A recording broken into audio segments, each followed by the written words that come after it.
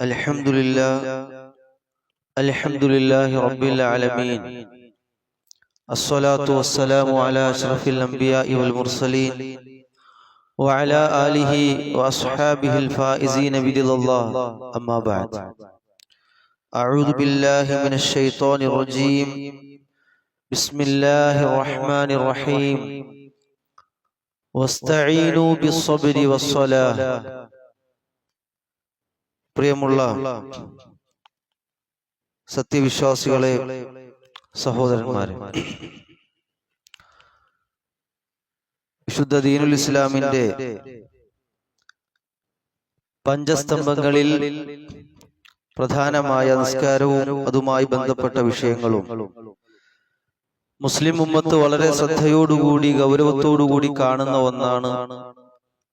അതോടൊപ്പം തന്നെ ഒരു മുസ്ലിമിനെയും കാഫിറിനെയും വേർതിരിക്കുന്ന ഘടകവും നിസ്കാരമാണ് എന്ന് നമുക്ക് അറിയാവുന്ന കാര്യമാണ്. എന്നാൽ വളരെ സങ്കടകരമായൊരു യാഥാർത്ഥ്യം, പലപ്പോഴും മുസ്ലിം സൊസൈറ്റിയിൽ, മുസ്ലിം ഉമ്മത്തിൽ ഇതിന്റെ ഗൗരവം മനസ്സിലാക്കാത്തത് കൊണ്ടോ അതല്ല എങ്കിൽ ഒരു വെള്ളിയാഴ്ച ജുമാ കൊണ്ട് എല്ലാം പരിഹരിക്കപ്പെടും എന്ന ഒരു തെറ്റിദ്ധാരണ മൂലമോ നമ്മുടെ സമൂഹത്തിൽ പല ആളുകളും ഈ 5 വഖ്ത് നമസ്കാരത്തിന് വലിയ പ്രാധാന്യം കൊടുക്കുന്നതായി നമ്മൾ കാണുന്നില്ല. എന്നാൽ ഇത്തരം ആളുകൾ ജുമാ ദിവസം വളരെ ശ്രദ്ധയോടുകൂടി അല്ലെങ്കിൽ ആ ഗൗരവം ഉൾക്കൊണ്ടുകൊണ്ട് തന്നെ ജുമാ നമസ്കാരത്തിൽ പങ്കെടുക്കുന്നത്, ആവേശപൂർവം അതിൽ പങ്കാളിയാകുന്നത് കാണുവാനും സാധിക്കുന്നു. യഥാർത്ഥത്തിൽ ഇതൊരു വല്ലാത്ത വിരോധാഭാസമാണ്. ഒരു ദിവസം ഒരു മുസ്ലിമിന്റെ ജീവിതത്തിൽ ഒഴിച്ചുകൂടാൻ കഴിയാത്ത, പാടില്ലാത്ത ഈ നമസ്കാരങ്ങളെ കുറിച്ച് നമ്മൾ ആദ്യമായി ശ്രദ്ധിക്കുകയും അല്ലെങ്കിൽ ബോധ്യപ്പെടുത്തുകയും ചെയ്യേണ്ടുന്നത് നമ്മുടെ കുടുംബങ്ങളിലാണ്. നമുക്കറിയാം, നമ്മുടെ ഈ വിഷയത്തിൽ നമ്മൾ വളരെ കൃത്യത പുലർത്തുന്നു. പലപ്പോഴും ജമാഅത്തുകൾക്കാണെങ്കിലും നിസ്കാരത്തിന്റെ സമയാസമയങ്ങളിൽ കൃത്യമായി അത് പാലിക്കുവാൻ ശ്രദ്ധ കാണിക്കുന്നവരാണ് നമ്മൾ. പക്ഷെ നമ്മൾ നമ്മുടെ കുടുംബങ്ങളിലേക്ക്, കുടുംബത്തിലെ ഓരോ അംഗങ്ങളിലേക്കൊന്ന് ഒരു പരിശോധന നടത്തുക. എന്റെ ഭാര്യ, എന്റെ പെൺമക്കള്, അതുപോലെ തന്നെ പ്രായപൂർത്തിയായ എന്റെ ആൺമക്കള്, വീട്ടിലുള്ള മരുമക്കൾ, ഇങ്ങനെ തുടങ്ങി നമ്മൾ അവരെ കുറിച്ചൊന്ന്, അല്ലെങ്കിൽ അവരുടെ നിസ്കാരങ്ങളുടെ സമയങ്ങളെ കുറിച്ച്, നിസ്കരിക്കൂല എന്ന് നമുക്ക് പറയാവുന്ന വിവാഹമില്ല, നിസ്കരിക്കുന്നുണ്ടാവും. പക്ഷേ സമയങ്ങളിൽ എപ്പോഴാണ് അവർ നിർവഹിക്കുന്നത് എന്നത് ഒരു വലിയ വിഷയമാണ്. സാധാരണ നമ്മുടെ വീടുകളിൽ സ്ത്രീകളെ സംബന്ധിച്ചിടത്തോളം നമുക്കറിയാം, ഒരുപാട് ചുറ്റുപാടുള്ള, തിരക്കുള്ള, വീട്ടിൽ ഒരുപാട് ജോലിയുള്ള, മക്കളെ ഒരുക്കണം ഒരു ഭാഗത്ത്, പിന്നെ ഭക്ഷണം ഉണ്ടാക്കണം മറുഭാഗത്ത്, അതുപോലെ തന്നെ അകത്തും പുറത്തുള്ള പണികൾ, ജോലികൾ എല്ലാം കൊണ്ടും തിരക്ക് പിടിച്ച ഒരു സമൂഹമാണ് സ്ത്രീ സമൂഹം. പക്ഷേ ഏതവസ്ഥയിലാണെങ്കിലും സ്വന്തം വീട്ടിലവരുള്ളത്, പുറത്തു ജോലിക്ക് പോവുകയോ അല്ലെങ്കിൽ ഒരുപാട് സുദീർഘമായി യാത്ര ചെയ്യുന്ന ഒരു സാഹചര്യം പലപ്പോഴും ഇല്ല. നമ്മുടെ വീട്ടിൽ ഉള്ള നമ്മുടെ സ്ത്രീകളെ സംബന്ധിച്ചിടത്തോളം വീട് വിട്ട് അധികം പുറത്തു പോവാത്ത സമൂഹം എന്നുള്ള നിലയിൽ, എന്നാൽ വീട്ടിൽ ഒരുപാട് തിരക്കുണ്ട്, ജോലിയുണ്ട്, ഒക്കെ ശരിയാണ്.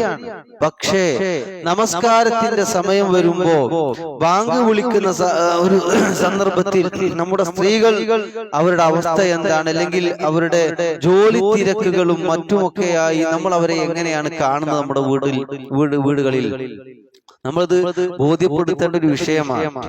സമയാസമയങ്ങളിൽ നിസ്കരിക്കുക എന്നുള്ളത് ഇസ്ലാമിന്റെ കാഴ്ചപ്പാട്, അല്ലെങ്കിൽ ഇസ്ലാമിന്റെ തത്വം അതാണ്.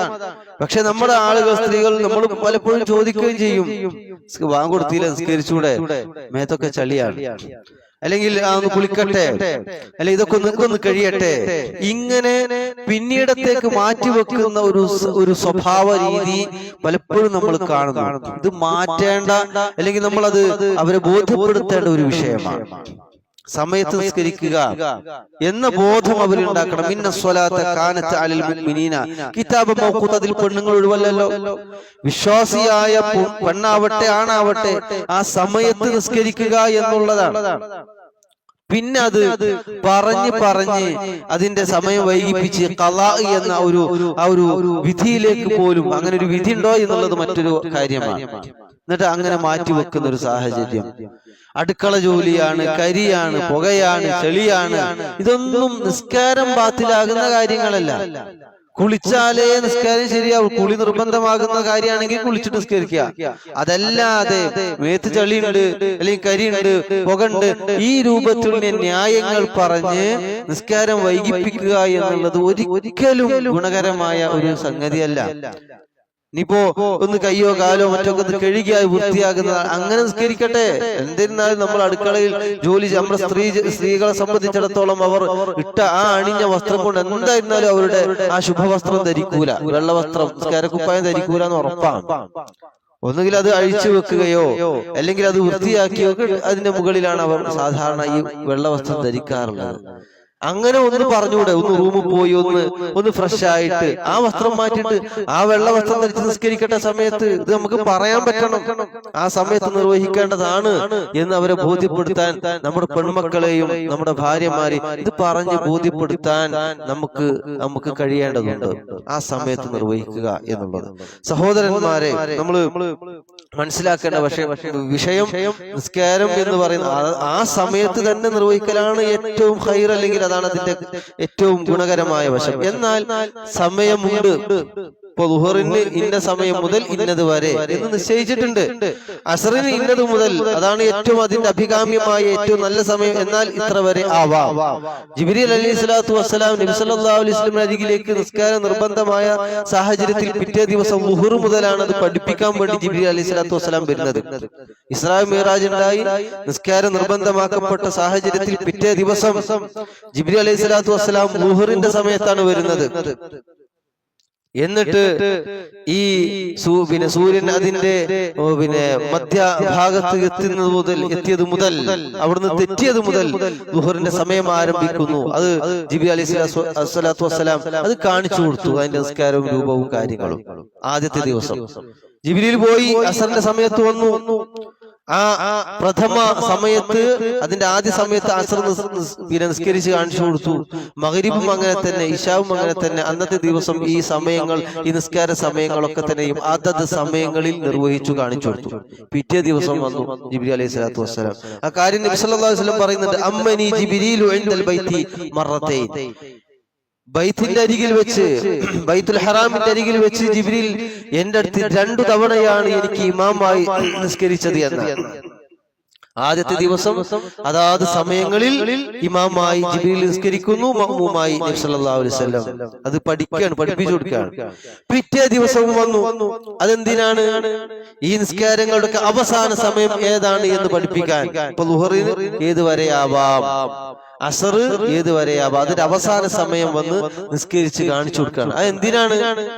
ഈ സമയമാണ് അതിന്റെ പരിധി എന്ന് മുമ്പത്തിനെ പഠിപ്പിച്ചു കൊടുക്കാൻ.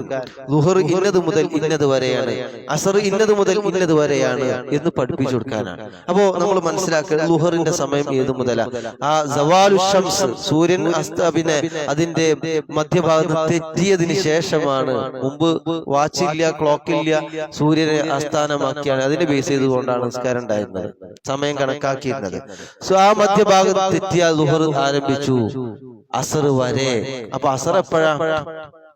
അല്ലെങ്കിൽ അസറിന്റെ സമയം ഏതുവരെ? വഖ്തു സ്വലാത്തിൽ അസ്രി മാ ലൻ തസ്ഫറ ശംസ് വയസ്ഖുത ഖർറുഹൽ അവ്വൽ. എപ്പോഴാണ് അസറിന്റെ സമയം? അതെ, അസ്തമയ അല്ലെങ്കിൽ സൂര്യൻ മഞ്ഞ നിറം പ്രാപിക്കുന്ന ആ സമയം. മാത്രമല്ല വയസ്ഖുതു ഖർറുഹൽ അവ്വൽ, അതിന്റെ ആദ്യ ഭാഗം ചക്രവാത്തിൽ മറയുന്നത് വരെയാണ് അസറിന്റെ സമയം. അസറിന്റെ സമയം ആ മഞ്ഞ, സൂര്യനൊരു മഞ്ഞ അവസ്ഥയിലേക്ക് വരികയും അതിന്റെ ഒരു ഭാഗം അസ്തമയ ഭാഗത്തേക്ക് നീങ്ങുന്നത് വരെ അസറിന്റെ സമയമാണ്. അത് മാഞ്ഞു പോയാലോ, അതിന്റെ മുഴുവൻ ഭാഗം അസ്തമയ ശോഭ, മഞ്ഞ നിറം മുഴുവൻ, അല്ലെങ്കിൽ ആ രൂപത്തിൽ അസ്തമയം നടന്നു കഴിഞ്ഞാൽ പിന്നെ ഇതിന്റെ സമയമായി, മഗ്രിബിന്റെ സമയമായി. മഗ്രിബിന് വല്ലാതെ പിന്നെ എന്തില്ല, ഒരുപാട് സമയം ദൈർഘ്യമില്ല. ആകാശം മൂടാൻ തുടങ്ങും, ഇരുട്ട് മൂടാൻ തുടങ്ങും. അപ്പോ ഈ നിസ്കാരം അവസാനിക്കണം, മഗ്രിബ് അതോടുകൂടി അതിന്റെ സമയം അവസാനിക്കുമെന്നാണ്. അതാണ് പറഞ്ഞത് വഖ്തു സ്വലാത്തിൽ മഗ്രിബി മാ ലം യസ്കുത് സൗറു ശഫഖ്, അസ്തമന ചുവപ്പിന്റെ ശക്തി മറയുന്നത് വരെയാണ് മഗ്രിബിന്റെ സമയം. അസ്തമയ ശോഭ മറഞ്ഞ് നമുക്കറിയാം, കുറച്ച് സമയമൊക്കെ അതിന്റെ ആ മഞ്ഞ നിറം ചക്രവാളങ്ങളിൽ കാണാം, പിന്നെ അത് മറഞ്ഞ് പരിപൂർണമായി ചുവപ്പ് നിറം മാഞ്ഞ് ഇല്ലാതാകുന്നത് വരെയാണ് മഗ്രിബിന്റെ അതിന് മുന്നേ നിസ്കരിച്ചോളണം എന്നാണ്. അതുകൊണ്ടാണ് മഗ്രിബ് നമുക്ക് വല്ലാതെ സമയം ഉണ്ടാവാതെ പോകുന്നത്. അതാ അതിന്റെ സമയം അത്ര അതിന്റെ പരിധി എത്രയാണ്. പിന്നെ ഇശാഇന്റെ സമയമാണ്, അത് ഏതുവരെയാണ്? വഖ്തുൽ ഇശാഇ ഇലാ നിസ്ഫിൽ ലൈൽ, അർദ്ധരാത്രി വരെ. ഇതാണ് പ്രബലമായ റിപ്പോർട്ടും. പിന്നെ നമ്മുടെ ഇബ്നു ഹജറുൽ അസ്കലാനി തന്റെ ഫതുഹുൽ ബാരിയിൽ അത് വിശദീകരിച്ചുകൊണ്ട് ഇതുമായി വന്ന ഹദീസുകളൊക്കെ ക്രോഡീകരിച്ചുകൊണ്ട് അഫ്ദലായ സമയം പറയുന്നത്, ഏറ്റവും അഫ്ദലായി ഏറ്റവും അവസാന സമയം ഏതാണ്?